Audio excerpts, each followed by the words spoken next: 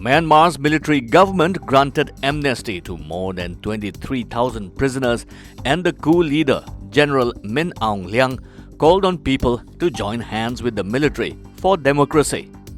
But despite that, thousands of people have rallied demanding a return of the civilian administration. The release of prisoners comes on Union Day, which is observed to mark the unification of the country, but the supporters of overthrown leader Aung San Suu Kyi defied the call from the military rulers to halt mass gatherings as the protests entered the seventh day. I would seriously urge the entire nation to join hands with the Tatmadaw for the successful realization of democracy, Min Aung Hlaing said, using the local term for the military. Historical lessons have taught us that only national unity can ensure the non-disintegration of the Union and the perpetuation of sovereignty, he said. The announcement said sentences for Myanmar's prisoners were being remitted while the country is establishing a new democratic state with peace, development, and discipline to turn the prisoners into certain decent citizens, to please the public, and to create the humanitarian and compassionate grounds. The sentences of 23,314 Myanmar prisoners and 55 foreign prisoners were remitted, according to the reports. Meanwhile, security forces carried out another series of arrests overnight, with those detained including at least one doctor who had taken part in an escalating civil disobedience campaign. Demonstrators today urged Washington to toughen sanctions imposed on Myanmar's ruling generals to force the military to release Aung San Suu Kyi from house arrest. The Chief Minister of Meghalaya, Conrad Sangma, announced that the village of Umden Diwan was declared as the state's first Eri Silk village. The Chief Minister took to Twitter to make the announcement.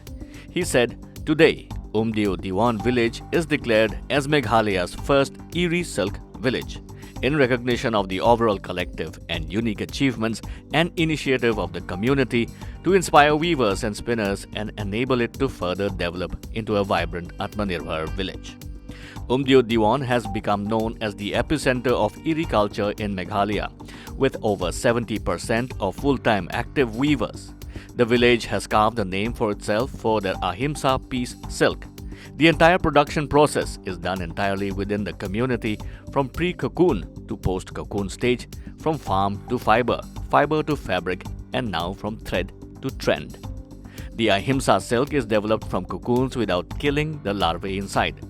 Ahimsa silk has intrinsic thermal properties which make it feel cool in summers and warm in winters. The Eri silk fabrics, also known as the rindia, are exclusively hand-woven with organic and natural dyes. All Manipur Christian Organization AMCO has appealed to the Manipur government to drop its plans of removing churches constructed at public places in and around Imphal. All Manipur Christian Organization alleged that none of the churches across the state were included when the Manipur government regularized 188 worship places constructed at public places. Addressing a press conference here, AMCO President Reverend Prim Vaipe said that as none of the churches were included in the list of the worshipping places, there were apprehensions of churches being removed in and around Imphal. He said that there are around 44 churches in and around Imphal.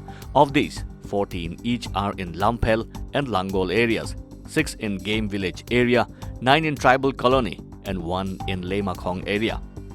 Most of these churches were constructed prior to the Supreme Court guidance or direction, with cutoff date as October 29, 2009 for regularization of existing unauthorized construction in the name of temple, church, mosque or gurudwara, among others, at public parks and other public places, he claimed. Reverend Vaipe protested against the alleged government's favoritism of religion, saying that it was a stepmotherly treatment towards Christians in the state.